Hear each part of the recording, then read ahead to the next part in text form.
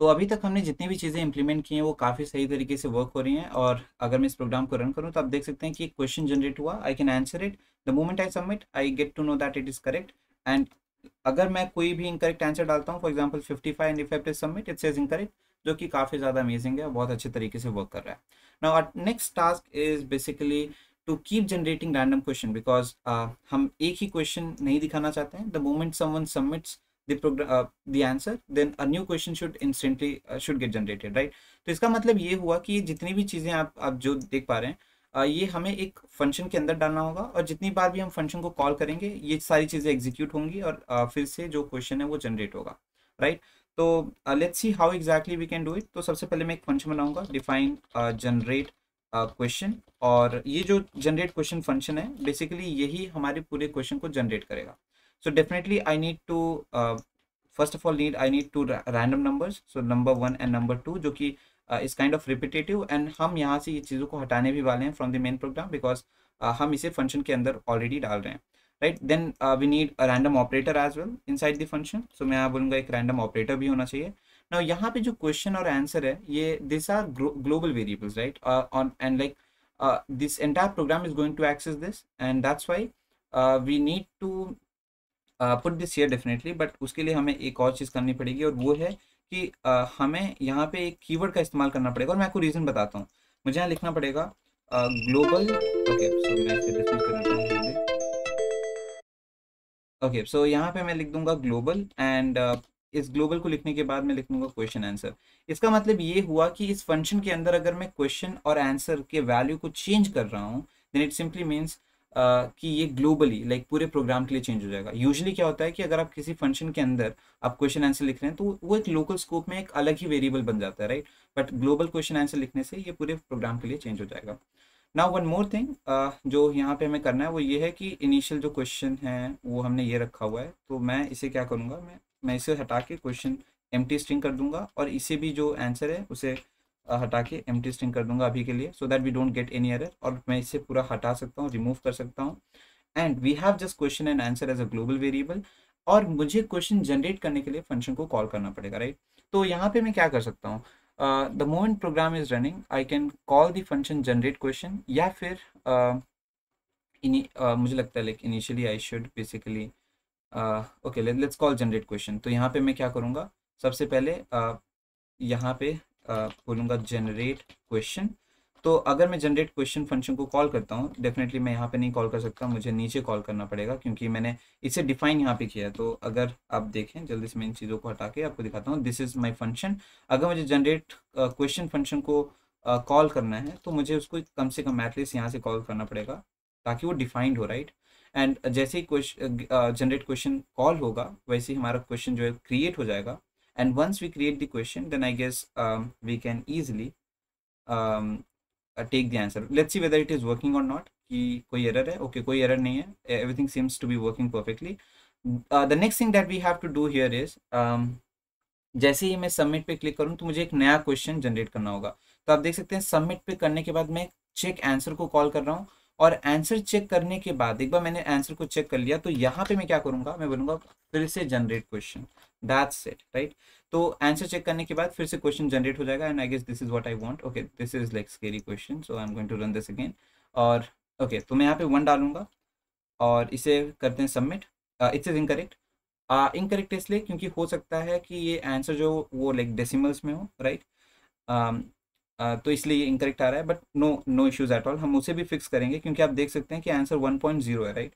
तो यहाँ पे हमें करने की ज़रूरत ये है कि देखो यार, अब मैंने कॉल तो किया बट ये चीज़ चेंज नहीं हुई। अब आपने नोटिस किया लाइक अगर मैं सबमिट पे क्लिक कर रहा हूँ, if I click on submit this question should change, but question change नहीं हो रहा, and that is the reason क्योंकि हम यहाँ पे नॉर्मल वेरिएबल का इस्तेमाल कर रहे हैं। What I should do is, मुझे यहाँ पे क्वेश्चन इक्वल्स स्ट्रिंग वैर का इस्तेमाल करना है, और यहाँ पे आंसर इक्वल्स स्ट्रिंग वैर का इस्तेमाल करना है। इससे होगा ये कि जैसे ही क्वेश्चन और आंसर में कोई भी चेंजेस आएगा, instantly it will get updated on the UI, right? तो यहाँ पे मैं क्या करूँगा, देखूंगा कि क्वेश्चन आंसर कहाँ है। So let's control F question, काफ़ी सारी जगह है यार, तो मैं यहाँ पे देखता हूँ। हाँ तो मैंने ये जनरेट क्वेश्चन के अंदर यूज़ किया हुआ है।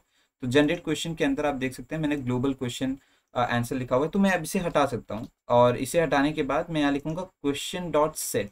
अब आप परेशान हो रहे कि यार ये क्वेश्चन डॉट सेट क्या है। तो क्वेश्चन डॉट सेट एक मेथड है। तो जैसे मैंने आपको बताया था पहले पिछली वीडियो में मैंने एक्सप्लेन किया था कि व्हाट स्ट्रिंग वैर इज। तो अगर ये क्वेश्चन के अंदर आपको कोई वैल्यू डालनी है तो आपको क्वेश्चन डॉट सेट करना पड़ेगा। आप इक्वल करके नहीं कर सकते क्योंकि क्वेश्चन एक ऑब्जेक्ट है, राइट। और यहाँ पे मैं सेम चीज़ ये आंसर के साथ भी करूँगा। मैं लिखूंगा आंसर डॉट सेट और इस आंसर की वैल्यू को मैं ये सेट कर दूंगा जो which represents a correct answer, right. तो मैं यहाँ पे ये लिख दिया मैंने। Let's save this program and मैं इसे फिर से रन करूंगा and let's see. Okay, so we got an error, it says eval one must be a string।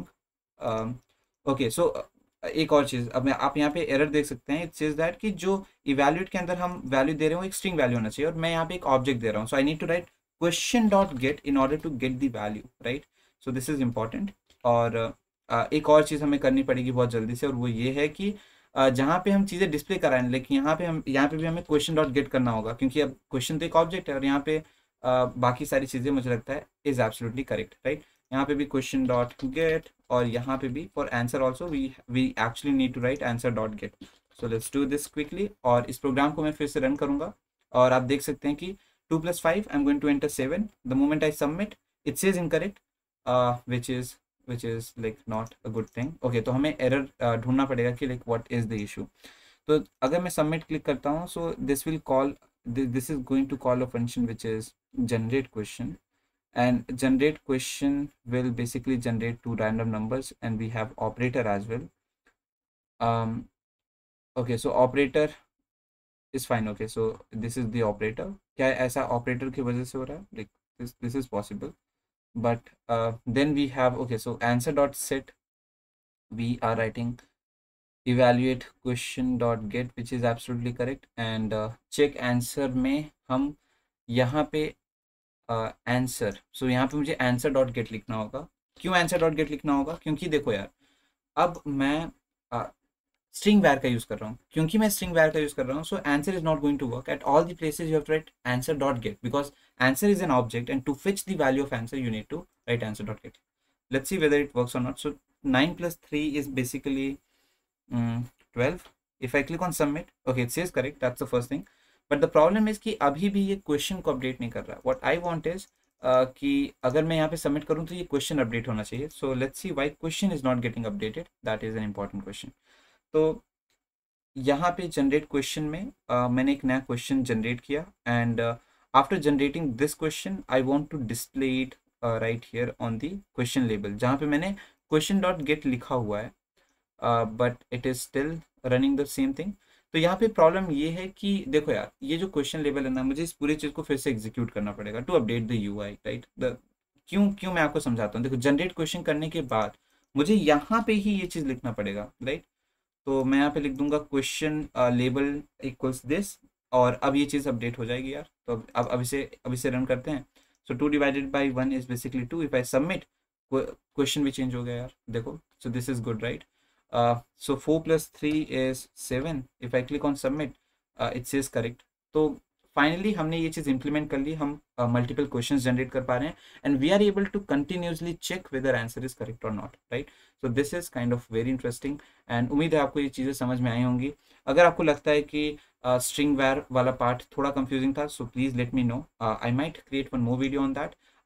मैं पूरी उम्मीद करता हूँ कि कोई भी कंफ्यूजन नहीं है आपके मन में with regards to any topic जो हमने डिस्कस किया। तो हमारे पास बहुत ही सिंपल से फंक्शंस हैं, like generate question then check answer.